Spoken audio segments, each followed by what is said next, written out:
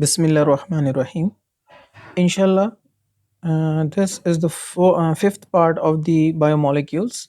In this, we will see the structure of glucose, that is Fischer structure and Haworth structure, two different structures, and their naming and their representation. So, first, we will see the Fischer structure. What is a Fischer structure? Fischer structure is shown by horizontal and vertical line as you are seeing in the structure number 1, 2, 3. So these vertical and horizontal lines shows represents the Fischer structure. This is the Fischer structure. Okay, means instead of writing or showing the carbon symbol, carbon element, just here we used the vertical lines and horizontal and vertical lines. Okay, so this is the Fischer structure. Fischer structure. Okay, so here you can see the structure of glucose in structure number 1. This is glucose और chemical properties में हमने देखा this is gluconic acid and this is saccharic acid. ये हम देख चुके हैं. Okay, यहाँ पर अल्डिहाइडिक ग्रुप की जगह कार्बोक्सिलिक ग्रुप आ गया है, तो ये ग्लूकोनिक एसिड होता है. और जब ये COOH as well as CH2OH भी हो जाता है COOH, तो ये बन जाता है सैकेरिक एसिड. तो ये एक पॉइंट तो मैंने आपको पहले बता दिया था कि जो ग्लूकोज होता है या फ्रुक्टोज होता है उसका कार्बन नंबर 3 का OH लेफ्ट में रहेगा. कार्बन नंबर 3 OH किधर रहेगा? लेफ्ट में. Okay, so this is the position of OH group on third carbon on left side. Okay, here अब आपको देखना है जो इम्पोर्टेंट पॉइंट है वो ये यहाँ पर आपको दिख रहा है D या ये प्लस आपको साइन जो नजर आ रहा है. Okay, so this D, capital D indicates the position of the OH group at the second last carbon. Which one is second last carbon? 1, 2, 3, 4, 5, 6. So this is the second last carbon, which is also called last asymmetric carbon. Why last asymmetric carbon? This is the asymmetric carbon, carbon number 2. ये हम halogen में देख चुके हैं asymmetric carbon क्या होता है. Carbon number asymmetric carbon number 2, third and fourth.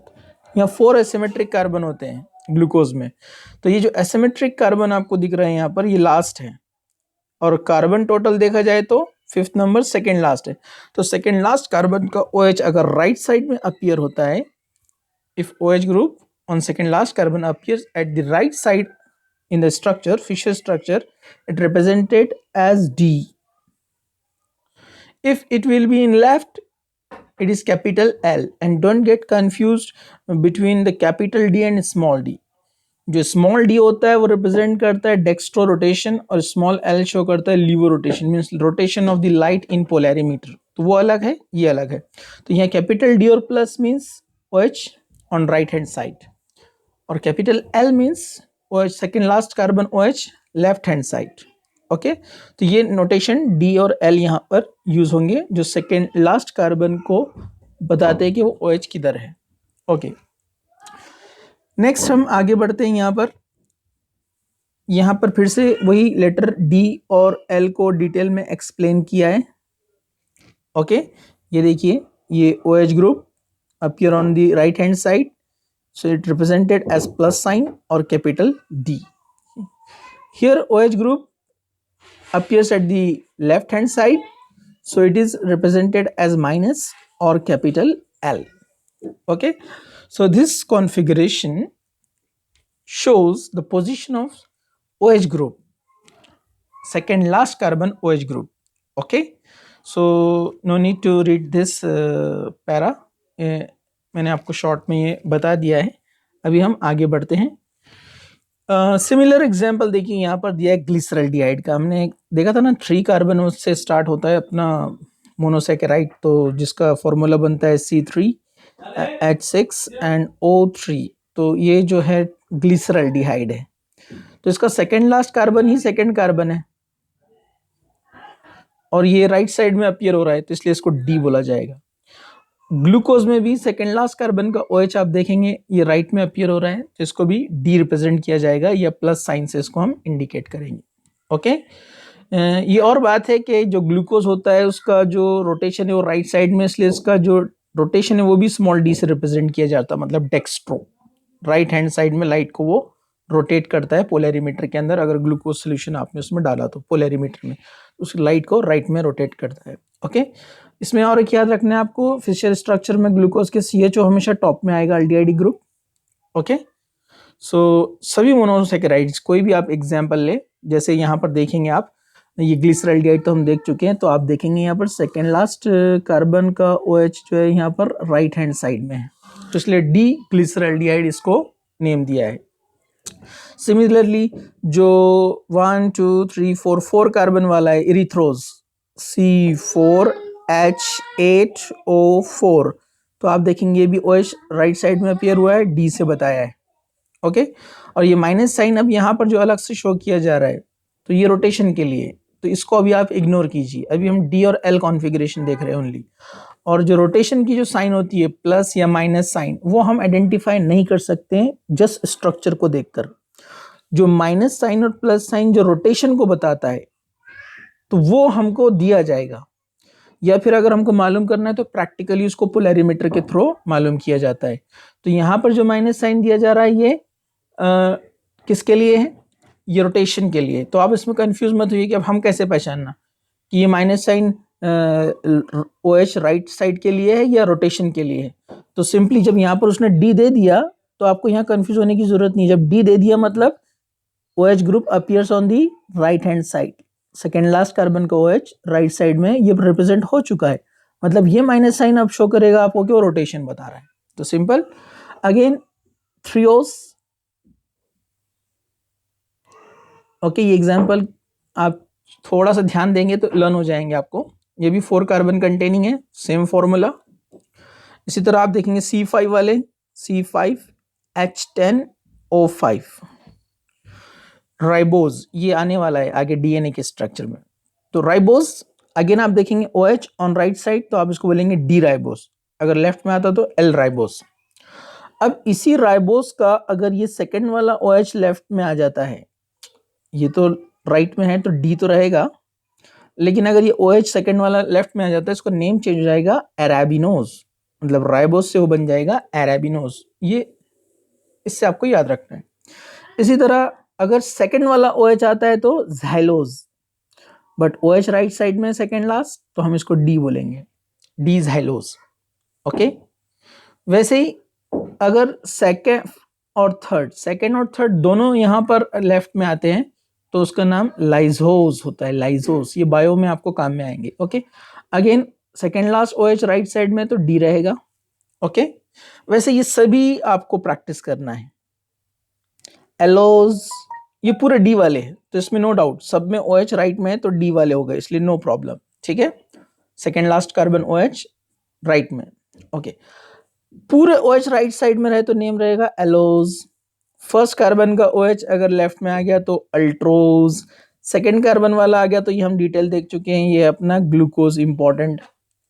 Second और थर्ड दोनों लेफ्ट में आते हैं तो मैनोज, ओनली थर्ड वाला लेफ्ट में आता है तो ग्यूलोज, सेकेंड और थर्ड आता है तो idose, second third sorry only third था यहाँ पर, और यहाँ सेकेंड थर्ड आता है तो आइडोज। यहाँ पर फर्स्ट और सेकेंड और फोर्थ सॉरी, और यहाँ पर second and third galactose. Okay, and talose, तीनों भी अगर ऊपर वाले लेफ्ट में आते हैं। तो इसमें आपको सारे लर्न नहीं करना है। आपको कौन कौन से लर्न करना है, आपको लर्न करना है, मैं आपको बता देता हूँ यहाँ पर, ग्लूकोज, मैनोज एंड गैलेक्टोज, ये तीन ही आपको लर्न करना है। ओके, और ऊपर आपको लर्न करना है राइबोज। ओके, इतने आपको याद रखना है। चलिए, तो इतने एग्जाम्पल देखने के बाद आपको क्लियर हो चुका होगा। अब हम आगे बढ़ते हैं। हमने देखा एक रिएक्शन केमिकल प्रॉपर्टी में, पिछले वीडियो में आपने देखा होगा, आपको याद होगा कि C डबल बॉन्ड OH जो अल्डिहाइडिक ग्रुप है, इस पर HCN ऐड हुआ था, CN इधर और H इधर, साइनोहाइड्रीन बना था, आपको याद होगा। ग्लूकोज के स्ट्रक्चर में होता है ना, ग्लूकोज के स्ट्रक्चर में ऊपर अल्डिहाइडिक ग्रुप, ओके। लेकिन यहाँ पर कुछ प्रैक्टिकली हमको रिएक्शंस नहीं मिलते। जैसे यहाँ पर पहला दिया, देखिए, despite having the aldehyde group glucose does not give shift test. Shift test क्या होती है? ये अल्डिहाइड कीटोन में हमने देखा है, टॉलेंस शिफ्ट रिएक्शन जो अल्डिहाइड देता है, लेकिन यहाँ पर ये अल्डिहाइड नहीं दे रहा है, ठीक है। सेकंड, सोडियम हाइड्रोजन सल्फाइड इसमें ऐड नहीं होता है। ये रिएक्शन बोल रहा है कि जो नेचुरल ग्लूकोज है उसमें सोडियम हाइड्रोजन सल्फेट ये सल्फाइड जो है ऐड नहीं होता है। मतलब होना क्या चाहिए था? अगर अल्डिहाइडिक ग्रुप है तो Na+ बनना चाहिए और HSO4- बनना चाहिए। HSO4- यहाँ पर और Na यहाँ पर ऐड होना चाहिए। And it is only possible if the structure of glucose is open. जो हमने अब तक स्ट्रक्चर देखे सब ओपन स्ट्रक्चर थे, मतलब ऊपर अल्डिहाइड का टर्मिनल और नीचे CH2OH का टर्मिनल, दो टर्मिनल थे, मतलब ओपन स्ट्रक्चर। तो ये रिएक्शन नहीं मिल रही है, ये इजीली ऐड नहीं होता है, मतलब ये स्ट्रक्चर ओपन नहीं है। इसी तरह हाइड्रोक्सिल अमाइन, ये भी इस पर ऐड नहीं होता है, जो हमने बताया ना रिएक्शन में। तो प्रैक्टिकली वो नेचुरल ग्लूकोज में ऐड नहीं होता है। हाइड्रोक्सिल अमाइन ये वाला देखा ना हमने, ऐड किया था ना हमने, कंडेंसेशन किया था, तो ये ऐड नहीं होता है, एडिशन रिएक्शन नहीं देता है ये अल्डिहाइड के ऊपर, जबकि देना चाहिए। तो ये भी प्रूफ करता है कि मतलब स्ट्रक्चर वो ओपन नहीं है। Third point, glucose is found to exist in two different crystalline structure, one is alpha and another is beta, alpha form and beta form, okay. तो जो अल्फा फॉर्म होता है, अल्फा फॉर्म जो होता है उसका मेल्टिंग पॉइंट 419 केल्विन है, और जो बीटा फॉर्म होता है उसका मेल्टिंग पॉइंट 423 है। और अल्फा फॉर्म जो है अपने को 303 केल्विन पे मिलता है, इतने टेम्परेचर पे, जबकि बीटा कितने पे मिलता है अपने को? 371 केल्विन पे मिलता है। मतलब दोनों का नेचर अलग है, तो डिफरेंट स्ट्रक्चर है, ठीक है। This behaviour also could not be explain in open structure. It can be explained only if the structure is cyclic. ये तभी पॉसिबल है, तभी मुमकिन है कि अगर स्ट्रक्चर साइक्लिक हो तो। अब ये साइक्लिक स्ट्रक्चर बनता कैसे है, तो यहाँ थोड़ा एक्सप्लेन किया है, लेकिन मैं आगे आपको बताता हूँ, ठीक है। एक्चुअली क्या होता है, यहाँ पर कार्बन नंबर 5 का जो ऑक्सीजन है, यहाँ पर कौन था? OH था ना पहले, तो उसके O ने, ये O यहाँ पर बना हुआ है देखो, 5th नंबर वाला, ठीक है। इसको यहाँ कट कर देते। तो ये 5th कार्बन ने अटैक किया, देखिए 1 2 3 4 5, ये 5th वाला कार्बन। तो ये 5th वाले कार्बन का जो ऑक्सीजन है उसने एडिशन यानी अटैक किया है कार्बोनिल कार्बन के ऊपर, और डेफिनेटली ये हाइड्रोजन कहाँ चला जाएगा? ऑक्सीजन के पास, तो ये OH बन जाएगा। तो अगर ये OH इधर से, मतलब फ्रंट से अटैक करता है, फ्रंट साइड से, मतलब हमारे स्क्रीन के सामने की तरफ से, तो डेफिनेटली OH जो है इधर जाएगा राइट साइड में, सॉरी, ये फ्रंट से अटैक करता है तो OH जाएगा इधर अपना लेफ्ट साइड में। मतलब दो स्ट्रक्चर पॉसिबल है, ये एक और इधर एक। तो OH लेफ्ट में आता है अगर उसने फ्रंट से अटैक किया तो, और यही हमारे स्क्रीन के बैक साइड से पीछे से आकर अगर अटैक करता है तो OH आएगा राइट साइड में, पोजीशन चेंज हो जाएंगी। दोनों स्ट्रक्चर सेम है लेकिन दोनों एनोमर्स कहलाते हैं because of the position of OH group on carbon number 1। तो जहां कार्बन फर्स्ट कार्बन का OH राइट में अपीयर होता है उसको अल्फा से इंडिकेट करते हैं, जो अभी हमने देखा ना, अल्फा बीटा दो स्ट्रक्चर होते हैं।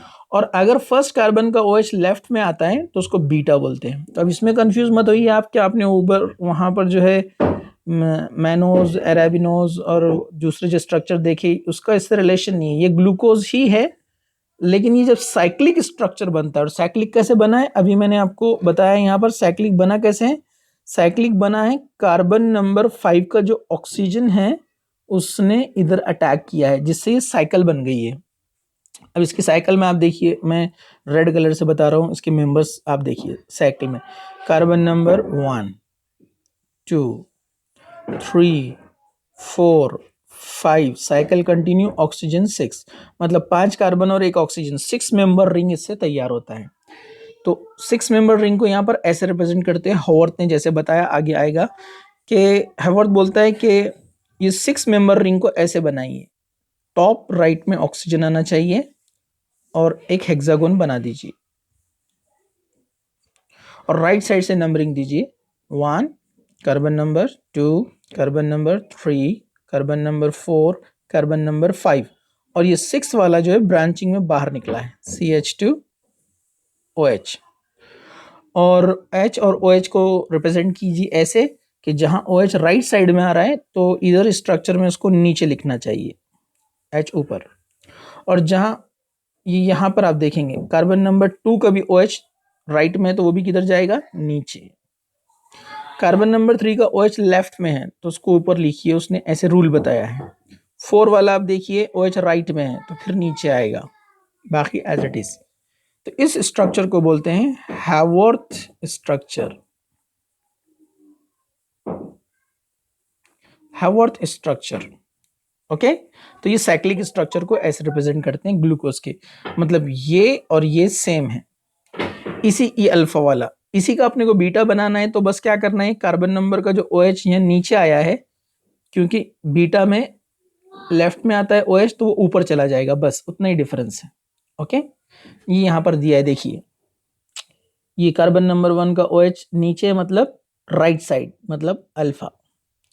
कार्बन नंबर 1 का OH बीटा में किधर आया था, लेफ्ट में, पीछे देख लीजिए आप पीछे वाले स्क्रीन पे, ठीक है, लेफ्ट में आया था इसलिए ऊपर आया यहाँ पर बीटा, मतलब जो फिशर स्ट्रक्चर में जो राइट में आता है वो नीचे लिखा जाएगा और जो लेफ्ट में आता है वो ऊपर लिखा जाएगा, ठीक है। तो ये जो 6 मेंबर रिंग है, मतलब 5 कार्बन और 1 ऑक्सीजन, 6 मेंबर हो गए ये। तो ये 6 मेंबर को ये सिमिलर वे में दिखता है पायरेन की तरह, दिस इज पायरेन। ये पायरेन नहीं है लेकिन पायरेन की तरह दिखता है, इसलिए इसको पायरानोज भी बोलते हैं, ग्लूकोपायरानोज। तो आपको समझा अल्फा क्यों आया, फर्स्ट कार्बन का OH राइट साइड में है। डी क्यों आया, सेकेंड लास्ट कार्बन यानी 5 कार्बन का OH राइट में है। और ग्लूकोज तो हम जानते हैं, और पायरानोज क्योंकि ये पायरेन की तरह दिखता है, ये पायरेन। अगेन हियर बीटा क्यों बोला, क्योंकि OH ग्रुप कार्बन नंबर 1 पे कहां पर आया है, लेफ्ट में, ऊपर बता रहे मतलब लेफ्ट में। और डी सेकेंड लास्ट कार्बन का OH दोनों में सेम है, राइट साइड में। और ग्लूकोज पता है और पायरेन की तरह दिखता है, इसलिए इसको पायरेन यहाँ पर। तो इस तरह से 2 अल्फा बीटा स्ट्रक्चर यहाँ पर बन जाते हैं। ओके, नेक्स्ट हम आगे बढ़ते हैं। फ्रुक्टोज का सिमिलर स्ट्रक्चर बनेगा ग्लूकोज की तरह। यहाँ पर भी आप देख सकते हैं कार्बन नंबर 1, 2, 3, 4, 5, 6, इसका भी हम साइक्लिक स्ट्रक्चर देखेंगे। 5th ऑक्सीजन अटैक करेगा कार्बन नंबर 2 पर, क्योंकि यहाँ पर कार्बोनिल ग्रुप कार्बन नंबर 2 है। एल्डिहाइड में कहाँ अटैक किया था, कार्बन नंबर 1 में, क्योंकि वहां कार्बोनिल यानी C डबल बॉन्ड वो O कहाँ पर था, कार्बन नंबर 1 पे था, इसलिए वहां 1 पे अटैक हुआ। यहाँ पर 5th वाला ऑक्सीजन कहाँ पर अटैक करेगा, कार्बन नंबर 2 में, क्योंकि फ्रुक्टोज में कीटोनिक ग्रुप है जो कि कहाँ आता है, मिडिल में आता है। ओके, तो ये सेम वे में अटैक करने वाला है यहाँ पर, और इसमें भी अपने को अल्फा और बीटा 2 मिलेंगे। उसने कार्बन नंबर 2 पर अटैक किया है, ठीक है। तो ये डिटेल्स मैं आपको नहीं बताता हूँ, डी वगैरह सब आपको पता चल गया। ये देखिए कार्बन नंबर 5 का ऑक्सीजन है, ये इसने अटैक किया है। तो अगर ये अटैक करता है फ्रॉम बैक साइड तो OH आएगा राइट में सेकेंड कार्बन का, और पूरा CH2OH, उधर ओनली हाइड्रोजन था लेकिन यहाँ पर 2 पर अटैक हुआ ना, इसलिए पूरा कार्बन नंबर 1 OH के साथ लेफ्ट में चला गया। यहाँ पर देखिए अगर फ्रंट से अटैक करता है तो OH लेफ्ट में है, और पूरा CH2OH कार्बन नंबर 1 OH के साथ राइट में आ गया। तो इसमें अटैक कार्बन नंबर 2 पर हुआ है, इसलिए रिंग के अंदर कार्बन कितने आएंगे, 1 2 3 4, ओनली 4, उधर कितने थे 5, तो यहाँ 4 कार्बन एंड 1 ऑक्सीजन, मतलब ये 5 मेंबर्ड रिंग तैयार हो रहा है ऐसे, 5 मेंबर्ड रिंग। तो वहां पर हमने क्या देखा था, 6 मेंबर्ड रिंग बनाया था, ऑक्सीजन जो है टॉप राइट साइड में आया था, लेकिन यहाँ पर 5 मेंबर है तो एक ही ऑक्सीजन है तो वो टॉप में आ जाएगा ऐसे। और ये स्ट्रक्चर किसके जैसे दिखता है, फ्यूरेन की तरह दिखता है, इसलिए इसको फ्यूरेनोस बोलते हैं, जैसे उसको पैरानोस, इसको फ्यूरेनोस। फिर ये आपने एक ऑक्सीजन टॉप राइट में लिया, 5 मेंबर्ड रिंग ऐसे बना दिया, फिर राइट साइड से नंबरिंग सेम 1 2 3 4। अब अगेन OH अगर हमको अल्फा वाला बनाना है तो OH जिधर है, कहाँ पर अल्फा में, ये अल्फा वाला OH किधर आता है अल्फा में, उधर कार्बन नंबर 1 था जहां हम OH लेफ्ट और राइट देख रहे थे, उसको एनोमेरिक कार्बन बोलते हैं, जो अल्फा बीटा को डिफरेंस बताता है उसको एनोमेरिक कार्बन बोलते हैं। तो ग्लूकोज में एनोमेरिक कार्बन नंबर 1 था, यहाँ एनोमेरिक कार्बन कौन है, कार्बन नंबर 2।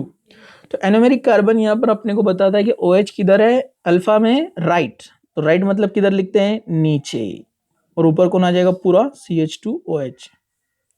फिर कार्बन नंबर, ये नंबरिंग यहाँ पर से स्टार्ट होगी क्योंकि कार्बन नंबर 1 ऊपर गया है, 1 2 3 4 5। फिर 3 में आप देखेंगे OH लेफ्ट में, लेफ्ट मतलब किधर आएगा, ऊपर।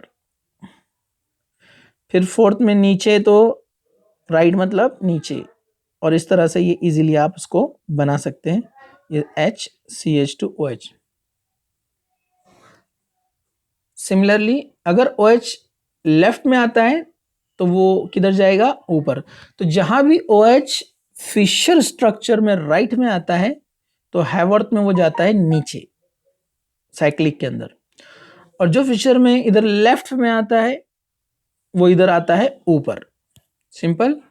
तो इसको आप ट्राई कीजिए, प्रैक्टिस कीजिए, अगर नहीं जमता है तो नेक्स्ट वीडियो में हम उसकी और प्रैक्टिस करते हैं इंशाल्लाह ताला। जज़ाकल्लाह खैर व आखिर दावाना अल्हम्दुलिल्लाह।